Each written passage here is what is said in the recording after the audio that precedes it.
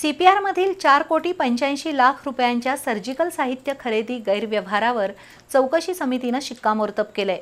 पण अजूनही खरेदी प्रक्रियेत सहभागी असणाऱ्या तत्कालीन अधिष्ठाता, वैद्यकीय अधीक्षक आणि अन्य कर्मचाऱ्यांवर कसलीही कारवाई झालेली नाही। साहित्य खरेदी प्रक्रियेसाठी कोलोप्लास्ट इंडिया कंपनीचं बनावट लेटर हेड बनवण्यात आलं। याबद्दलची सर्व माहिती युवराज खराडे यांनी माहिती अधिकारात मिळवली आहे। या घोटाळ्या प्रकरणी त्यांनी न्यायालयात दावा दाखल केलाय। सर्जिकल साहित्य खरेदी घोटाळ्यात सहभागी असणाऱ्यांवर सध्याच्या वैद्यकीय अधिष्ठात्यांनी कारवाई करावी अशी मागणी युवराज खराडे यांनी केली आहे। तसंच वैद्यकीय शिक्षण मंत्री हसन मुश्रीफ यांनी या प्रकरणी लक्ष घालावं अशी मागणी केली आहे। सीपीआरमधील बोगस कारभाराची अनेक प्रकरणं उघडकीस येत आहेत। डिसेंबर 2022 आणि फेब्रुवारी 2023 मध्ये सीपीआरच्या सर्जिकल साहित्य खरेदीसाठी जिल्हा नियोजन समितीनं प्रशासकीय मान्यता दिली होती। त्यावेळी 4,87,30,00,000 रुपयांचं सर्जिकल साहित्य खरेदी करण्यात आलं। तत्कालीन वैद्यकीय अधिष्ठाता डॉक्टर प्रदीप दीक्षित, वैद्यकीय अधीक्षक डॉक्टर गिरीश कांबळे यांच्या काळात सर्व खरेदी प्रक्रिया झाली। त्यावेळी मुलुंड इथल्या कामगार विमा रुग्णालयाचं बोगस दर करारपत्र आणलं होतं। अन्य कोणत्याही शासकीय रुग्णालयानं ज्या दरानं ड्रेसिंग पॅड खरेदी केले असतील त्याच दरानं ठेका देण्याचं धोरण खरेदी समितीच्या बैठकीत ठरवण्यात आलं। त्यानुसार व्हीएस एंटरप्राइजेसनं मुलुंडच्या रुग्णालयाचं बोगस दर करारपत्र सादर केलं।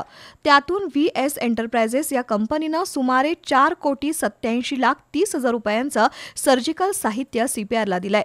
हा घोटाळा उघडकीस आल्यानंतर सध्याचे अधिष्ठाता डॉक्टर एस मोरे यांनी चौकशी समिती नेमली आहे। त्या चौकशी समितीनंही सर्जिकल साहित्याचे दर जास्त असल्याचं नमूद केलंय। तसंच मुलुंड इथल्या कामगार विमा रुग्णालयाचं सादर केलेलं दरपत्रक बोगस असल्याचं स्पष्ट झालंय। व्हीएस एंटरप्राइजेस यांनी बनावट कागदपत्र बनवून हा ठेका मिळवलाय। त्याबद्दल सामाजिक कार्यकर्ते युवराज खराडे यांनी माहिती अधिकारात माहिती मिळवली आहे। सर्जिकल साहित्य खरेदी प्रक्रियेत दोषी असणाऱ्या तत्कालीन वैद्यकीय अधिष्ठाता, वैद्यकीय अधीक्षक यांच्यासह अन्य दोषींवर कारवाई करावी अशी त्यांनी मागणी केली आहे। बनावट कागदपत्राच्या आधारे 2022-23च्या दरम्यान घेण्यात आलेले सर्जिकल साहित्य यामध्ये डुप्लिकेट परमिशनचे पेपर घेऊन हे मटेरियल सादर करण्यात आलेलं आहे। ह्या मटेरियलमध्ये ज्या काही गोष्टी पेपर त्याने जी मान्यता दिलेली आहे, कुठल्या मुलुंड हॉस्पिटल असेल किंवा कोलोप्लास्ट कंपनीचं जे रेट कमी करायचं, दर कमी करून जे दिलेलं मटेरियल आहे हे सुद्धा डुप्लिकेट असलेलं सिद्ध झालेलं आहे। आणि ह्याबाबत आपण कोल्हापूरचे डीन मोरे सर यांना आपण त्या संदर्भात सांगितलं पण आहे आणि कल्पना पण दिलेली आहे की बाबा हे मटेरियल डुप्लिकेट आलेलं असून म्हणजे डुप्लिकेट पेपर सादर करून केलेला आहे आणि याच्यावरती कारवाई करण्यात येईल। त्या अनुषंगाने त्यांनी कुठल्याही प्रकारची कारवाई केलेली नाही की जनतेचे पैसे असे जर लूट करत असतील, डुप्लिकेट पेपर किंवा डुप्लिकेट हे करून टेंडर करत असतील तर याला कुठंतरी चाप बसला पाहिजे आणि हे कुठंतरी वसूल झाले पाहिजे।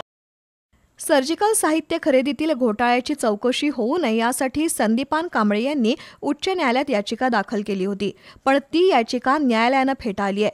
सर्जिकल साहित्य घोटाळ्यामध्ये सहभागी असणाऱ्यांवर कारवाई होत नसल्यानं युवराज खराडे यांनी सुद्धा न्यायालयात दावा दाखल केलाय। हा दावा न्यायालयानं दाखल करून घेतला असून संबंधितांना नोटिसा पाठवण्यात आल्या आहेत असं युवराज खराडे यांनी सांगितलं। दरम्यान वैद्यकीय शिक्षण मंत्री हसन मुश्रीफ आणि आरोग्य मंत्री प्रकाश आंबेडकर यांनी या घोटाळ्यातील दोषींवर कठोर कारवाई करावी अशी त्यांची मागणी आहे।